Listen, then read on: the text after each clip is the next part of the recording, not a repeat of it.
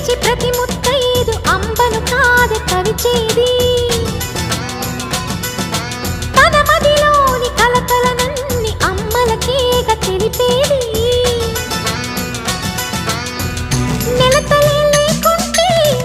దేవుడికి నెలవేది భక్తులే రాకుంటే గుడికి ఇక వెలుగేది దయతోటి కుంకుమ పూలు అక్షింతలు మనమంతా ఇవ్వాలి తన తాళి నిలపాలి తాళి కాచే ముత్తైదా ఎల్ల